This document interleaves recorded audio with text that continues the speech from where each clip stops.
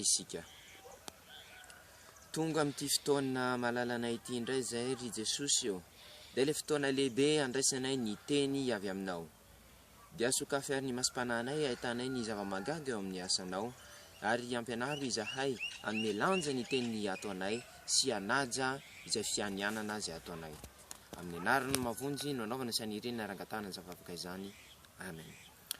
Reseko lady malala ho aminareo rehetra ny fahasoavana sy ny fiadanana avy amin'Andriamanitra rantsika sy Jesosy Kristy Tompo. Amen. Ny ten'Andriamanitra izay voalahatra ho toriana amin'izao alahady fa enina manaraka ny Trinité izao dia araka izay voasoratra ao amin'ny filazantsara ny Matio. Matio toko fahadimy andininy fahafito amby roapolo hatramin'ny andininy fahafito amby telopolo. Matio toko fahadimy andininy fahafito amby roapolo hatramin'ny andininy fahafito amby telopolo. Saingy ny andininy fahafito amby telopolo no andalana andininy ho raisitsika angalatsika fampianarana an'io zay mivaky toy izao amin'ny anaran'i Jesosy. Fa aoka ny teninareo eny eny tsia tsia fa izay mihoatra noho izany dia avy amin'ny ratsy. Amen. Ampahany amin'ny toriteny izay nataon'i Jesosy tany tenivohitra izy ity. Tsika izay fa namaky ny toriteny tany tenivohitra dia misy teny ao lazain'i Jesosy maromaro hoe zao nefa voalaza. Tsika klasy B amin'ny sekoly lalady zao dia mahay an'io tantara io tsara. Teny Jesosy efa renareo fa voalaza hoe zao kosa milaza hoe zao. Satria misy fomba fandraisan'ny olona somary diso kely, diso mihitsy moa zany tamin'izany fotoana izany dia nahitsin'i Jesosy hoe ity no izy. Anisan'izany ty anankiray ity. Misy teny eto hoe ary amin'ny andininy fahatelo amby telopolo hoe aza amin'ny aniny tsy toa. Zany hoe raha misy zavatra zany tenenao hoe ho atao, misy fianianana ataonao zany hoe zanao an'izao dia tokony ho tanteraka iny. Jesosy nefa dia milaza izy eto hoe aza amin'ny anina akory na amin'ny lanitra na amin'ny tany. Inona ny antony? Misy fotoana ny olona manao fianianana kanefa dia tsy ilaina akory ilay manao an'ilay fianianana. Zany hoe milaza zavatra hoe marina izy dia tsy mino azy ny olona dia voatery izy manao fianianana. Ohatra tonga ao an-trano ohatra izokintsika dia manontany izy ao ve dada, dia mamalitsika hoe tsyao izy. Toy izy ilay zokintsika hoe aiza koa aza mba mandainga eo fa tsisy an'izany, tsyao izy. Toy izy hoe mao izy marina ry menavy voatana tapony lohaka raha ohatra hoe tsyao izy. Teniteny foana ohatrantsika matetika satria tsy mino atsika ilay olona izay resantsika. Ny zavatra ohatran'ireny tenen'i Jesosy hoe aleo tsy tenenina fa tonga dia miteny fotsiny tsika hoe ao izy na tsy ao izy. Satria izao indraindray mety tsarakaraka ny zavatra eritreretintsika, ny zavatra mety hitranga dia ao anarany zavatra atao amin'izay fotoan'izay. Ohatra hoe raha tsy ao tampoka ary dada fa lasa mivoaka tampoka izy dia ho tapahana ve zany ilay tena satria tsy ao tokoa izy. Dia aleontsika tsy miteniteny ohatran'ireny. Mety misy olon-dehibe miteny ohatr'izany avy alao izy hiteny ohatr'izany. Fa isika sekolalady dia izao miteny tsotra isika hoe zao ny zava-misy na tsy izao, na mino le olona na tsy mino le olona dia aleo tsy tenitsika. Tadiditsika angamba ny tantaran'ny Petera talohana nahafatesan'i Jesosy dia niteny mihitsy hoe za dia hanaraka anao hatramin'ny fahafatesana any. Inona koa? fa rehefa tonga ny olona nantany ianao hoe mahafantatra an' Jesosy ianao hoe miaraka aminazy dia lasa nandainga andreo zay za tsy mahafantatra an'io. Dia raha tsy nisy an'le inona moa ilay naneno? Le akoho naneno zay vao tonga saina izy hoe tena tsy mety kainy nataoko. Misy mpitsara anankiray izay koa aty amin'ny testamenta taloha mety tsy fantatsika, Jefta no anarany. Dia hoy izy hoe raha vao mandresy amin'ity aty ity dia atolotro ho an'Andriamanitra ho atao sorona, ho an'Andriamanitra atao fanatitra ho an'Andriamanitra zay olona voalohany voaka ny tranoko eo. Adalana any satria nahoana? Vehivavy ny zanany vavy tokana no mivoaka voalohany tao dia tsy maintsy natao fanatitra ho an'Andriamanitra satria efa zay ny fianianana natao. Izany resaka olona lahady malala. Alohantsika tsy manao teniteny fahatany tahaka an'ireny intsony manomboka androany. Hoe tapahony ratsan-tanako, tapahony tendako hoe zao. Tenenitsotra fotsiny hoe zao no izy. Dia rehefa tsy mino ilay olona dia zay. Misy anefa zavatra mety ilana fianianana. Raha jerentsika anatin'ny perikopy androany ity dia ao ny momba ny didy fahenina. Rehefa ny olona ny mirosa amin'ny fanamadinana dia tsy maintsy manao fianianana eo anatrehan'Andriamanitra. Dia ny fianianana ataon'izy ireo dia zao: vady mandramaty, tsy misaraka ratsy ny fahafatesana. Misy manko misaraka satria mafy be hono, tsy araka ny eritreretiny hono ny toetrambadiny. Ny antony dia zao: tsy misafidy tsara izy alohan'ny vadiany, maikamaika fotsiny izy ny anambady. Dia mahialana amin'izany dia izao: tsy maikamaika niditra amin'izany fanambadiana zany, tsy maikamaika ny anao an'izany sipasipa zany, fa misafidy tsara zay olona atao. Ny fianarana aloha mbanjina voalohany sy ny asa zay atao, avy eo vao mieritreritra an'izany. Ary misy ary amintsika ireo mety na henontsika na tsika ireo mihitsy misy manao an'izany. Rehefa mitady olona isika lehilahy rehefa mambavy avao dia miteniteny foana: omeko anao ny lanitra. Aiza ny avitanao an'izany? Dia iny koa tsika vehivavy fataitra re, tena tiana le lehilahy. Aza mba taitaitra amin'ny teny tahaka an'izany, aza manataitra amin'ny teny tahaka an'izany. Alao miteny tsotra ihany fa tsy manao teny zavatra tsy ho tanteraka na tsy fantatra akory n'izay ho tanteraka. Ny fahasoavan'i Jesosy Kristy Tompo, ny fitiavan'Andriamanitra ray ary ny firaisana sy fiombonana amin'ny fanamasana ho antsika rehetra ny hatramin'izao ka ho mandrakizay hivavaka isika. Dia misaotra anao zay ry Tompo fanomenao zany teny izany. Matetika tokoa izay dia miteniteny foana ka tsy manaja zay teny ho ataonay na milaza fa hanao teny zay zavatra tsy takatray akoriny. Ko ampianara ry izay hitoetra amin'ny teny hoe eny ihany na tsia fotsiny fa tsy hanao teny maro isan-karazany izay tsy ilaina. Amin'ny anaranao mavonjy nanaova zany vavaka izany. Amen.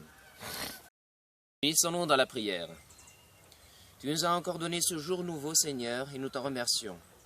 Tu nous donnes également ce moment afin que nous puissions écouter ta parole divine et nous te remercions également. Aide-nous à respecter les sermons que nous faisons. Aide-nous à respecter les paroles que nous disons.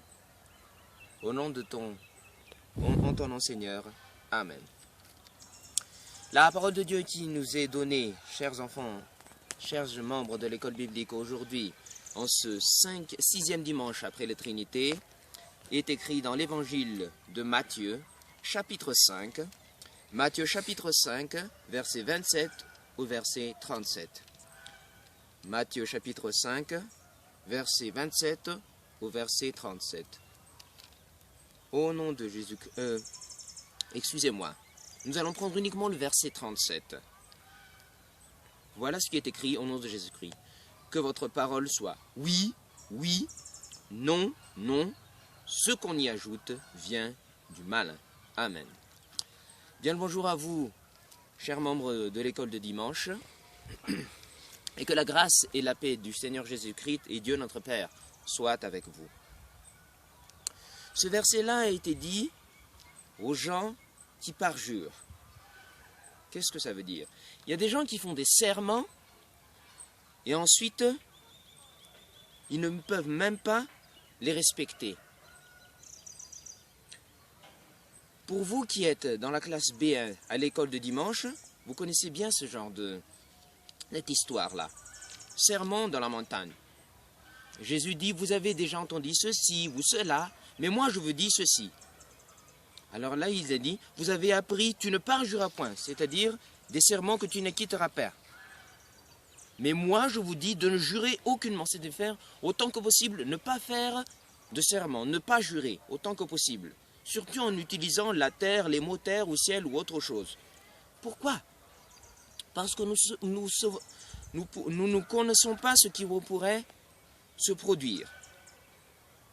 Par exemple, si par exemple notre grand frère ou notre grande sœur arrive à la maison et nous demande « Est-ce que papa est là ?» Vous allez répondre « Oui, il est là ». Alors, notre grand frère ou notre grande sœur ne va pas nous croire. Il va dire « Ah, c'est un mensonge. Il n'est pas là, il est encore au travail, vous mentez. » Et là, vous êtes tenté à dire n'importe quoi. Vous allez dire « Coupez ma gorge si notre père n'est pas là. » Il ne faut pas dire ce genre de choses-là. Il faut dire tout simplement, bon, il est là ou il n'est pas là. Un point, c'est tout. S'il ne vous croit pas, laissez-le avec ce mensonge-là. Parce que si par exemple notre père n'était pas là, si par exemple il était sorti soudainement, alors vous allez couper la gorge. Alors il ne faut pas dire ce genre de choses-là. Mieux vaut lui dire tout simplement, il est là ou il n'est pas là.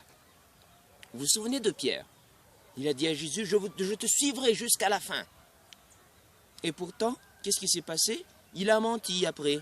Quand on lui a dit s'il connaissait Dieu, s'il était avec Jésus ou non, il a dit qu'il ne connaissait même pas Jésus. C'est seulement après que l'animal lui a donné le céleri. C'était quoi l'animal déjà? C'est ça, c'était le coq. Lorsque le coq a chanté, c'est seulement là qu'il s'est souvenu des paroles de Jésus, qui lui a mis en garde qu'il ne fallait pas parler ainsi. Il y a un juge qui s'appelle Jephthé dans l'Ancien Testament. Quand il revenait de guerre, avant de revenir de guerre, il a dit que s'il revenait de guerre sain et sauf et s'il avait la victoire, il ferait un sacrifice et il donnerait un sacrifice à la première personne qui sortirait de sa maison. Eh, malheur à lui. Pourquoi? C'est sa fille unique qui est sortie de la maison. Alors il était obligé de ne pas rompre son serment, de respecter son serment. Qu'est-ce que ça veut dire? Il ne faut pas faire de serment inutile, il ne faut pas jurer inutilement. Dites de phrases simples, ceci ou cela, un point c'est tout. Que les gens nous croient ou pas, mieux vaut ne pas dire n'importe quoi. Mais quelquefois, il est nécessaire de faire des serments. Car dans ces serments-là,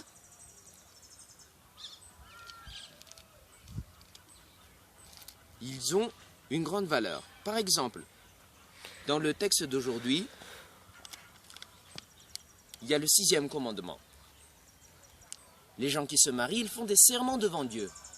De ne point divorcer, de ne point se séparer, sauf si la mort les sépare.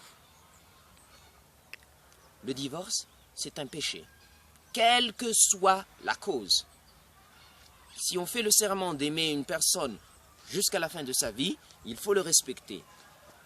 Alors pour ne pas rompre ce serment-là, mieux vaut bien choisir son épouse, mieux vaut bien choisir son époux. Ne pas être pressé à se marier, ne pas être pressé à chercher un amant. Mieux vaut se concentrer d'abord sur ses études, mieux vaut se concentrer d'abord sur son travail. Le mariage, ça viendra. Parce que, si par exemple, on n'arrive pas à respecter cette promesse, ce sera un péché. Et le problème, nous les garçons, quelquefois, lorsqu'on veut épater les filles, on dit n'importe quoi. Je vais te donner le ciel. Et tu n'arriveras jamais à donner le ciel à une fille. Et les filles, de même. Les filles, on se fait épater, vous vous faites épater pour ce genre de discours-là. Mais les garçons ne vous donneront jamais le ciel.